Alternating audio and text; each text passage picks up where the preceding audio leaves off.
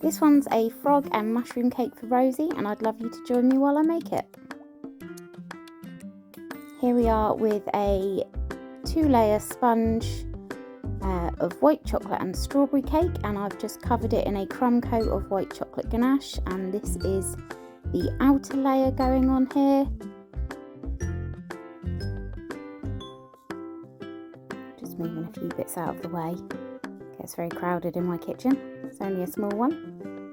Starting off by smoothing out the top, pushing all that ganache to the sides. And then I will take it down the sides and all the way round, making it as smooth as possible as I go.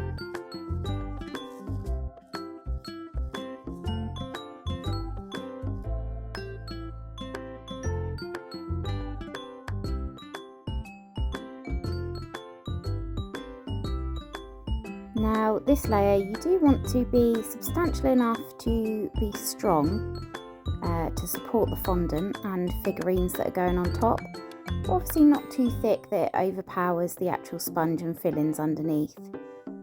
So as I'm scraping around, you might see some of the fillings showing through the edges, just a few bits of the freeze-dried strawberries. I'm just speeding this up here because it is a lengthy process.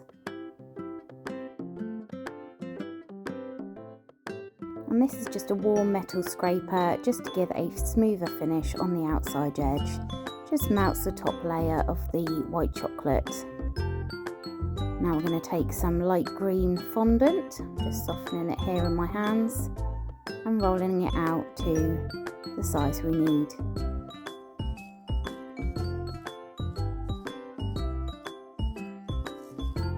We're just going to use an acupuncture needle just to get rid of any air bubbles in the fondant, and use a sharp knife on the edge of the cake to take off any excess and just wipe away anything off the board.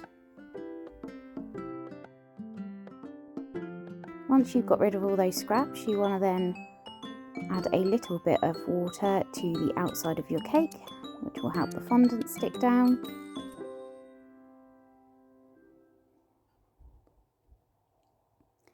And then once we've popped the fondant on, oh, got a little bit of red fondant mixed in with my green there.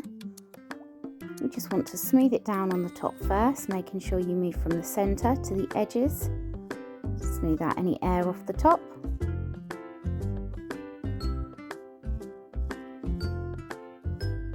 Just using my smoother here to get it nice and flat, and make sure there is no air left underneath there.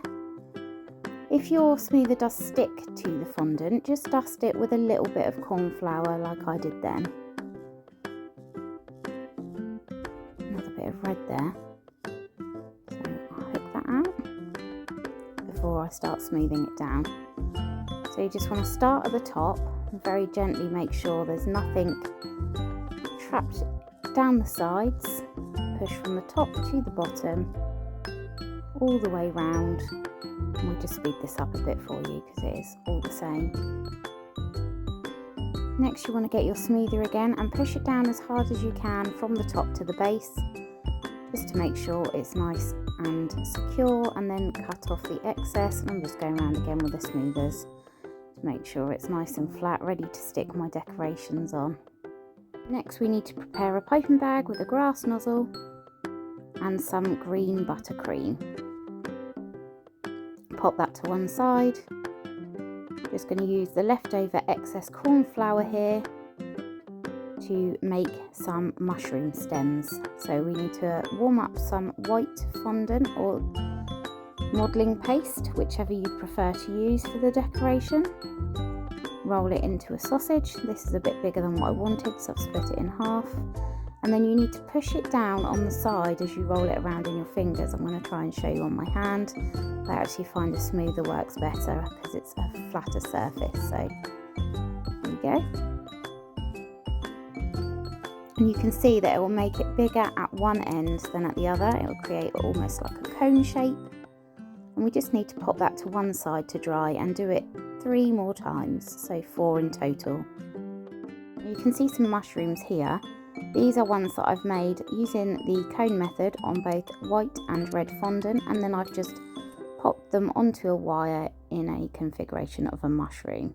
Now taking some brown dusting powder, and I'm just putting that around the bottom of the mushroom, and then I will use the brush, the dry brush, just to rub upwards to spread the colouring in an ombre effect up the mushroom stalk.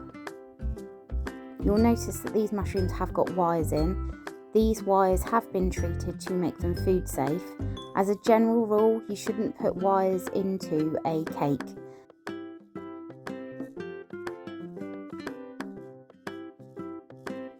Now I'm just taking our other mushroom stalks that we've just made, and I'm going to cut those into half. This is because they're for the side of the cake, so we only need half of a mushroom.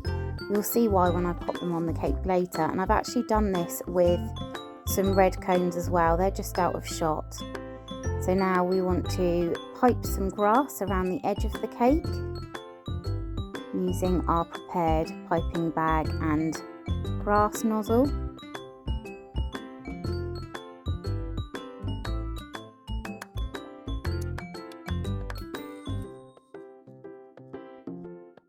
And as you can see, I have already done this on the top of the cake and then assembled the 3D mushrooms on the top.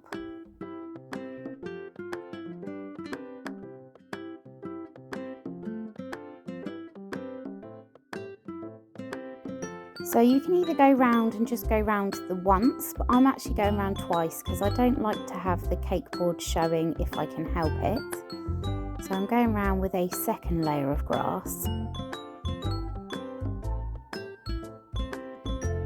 And what I'll do is once I've done this half of the cake, while the buttercream is still soft, we're going to start assembling our mushrooms onto the front. So here I just take some water on one of the stems and then one of the red half a cones, and I pop that on the top. So just do it around the front here so you can see. So it's also good to put these in different size clusters. So on this cake I've done single ones and double ones. Just makes it look a bit more organic. So here we are with the half red shaped cones. They're made exactly the same way as the white ones, but obviously just in red and a little bit stumpier. And you want to put 4 on this half of the cake. And then you want to pipe some more green buttercream on the second half of the cake and assemble your remaining 4 around that side. And the reason we do it in 2 halves is just so that the buttercream doesn't set hard before adding the mushrooms in, because you want to nestle them into the grass a little bit. Now we move on to the top, and this is to pop your froggies on. So you can just do a random bit of grass on the top. This is to help them stick on. And then you want to just pop your fondant froggy onto the top of the grass. If you didn't see, there has been a uploaded video of how to make these 2 fondant froggies, and you can find that on my channel. Next up, to add a little bit more colour to the cake, we're going to cut out some baby blue flowers and then just use a ball tool to push into the middle. I like to do this on my hand as I feel like it just creates a nice little curve to the flower at the same time. And then you can stick as many of these or as little on as you like. I find they look best nestled in amongst the grass, almost like little blue daisies. Then you need some white fondant, and I've just dusted a little bit of the brown onto this. This is for the mushroom spots. So we're going to turn these mushrooms into fly garlic. I would advise a variety of different size spots. In this one I've got 2 different sizes that I've cut out using cutters, but then I do also go back in and roll up some tiny balls of fondant, which I then press flat onto the mushrooms. I will speed this up. It is again a lengthy process, there's a lot of mushrooms on that cake. Some of the spots I did actually cut into halves to put towards the bottom of the mushroom cap. I just find this looks slightly better.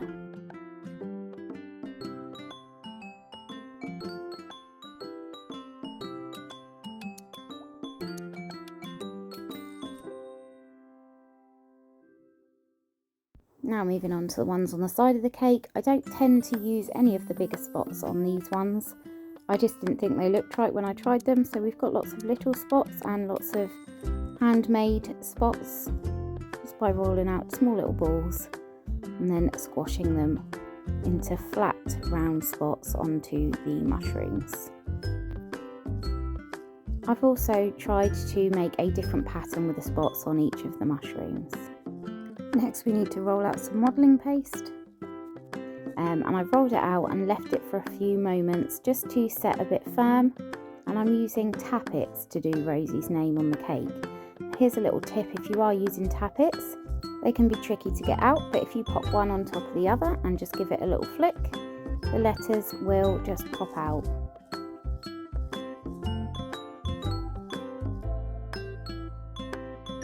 Then I would suggest just letting those letters firm up a little while you do the other ones. This is just so that they're easier to handle and pop on the cake, which is what I'm doing here. So again, just use a little bit of water to stick the letters down. I lost the tip of the eye here, so I had to make a new one. And then I've popped some more flowers either side of Rosie's name, and I'm going to use some gold edible paint to make her name stand out a little bit more on the cake. Next up, I'm going to take some silver paint and just paint a couple of spots in each of the frog's eyes to give them a little bit of a light shimmer. Make them really stand out and pop a little bit. You could use a little bit of white fondant if you haven't got the silver paint, and then added a ribbon to the board, and here is the finished cake. Hopefully you've enjoyed watching along. If you have, please click subscribe and the thumbs up button. Thank you.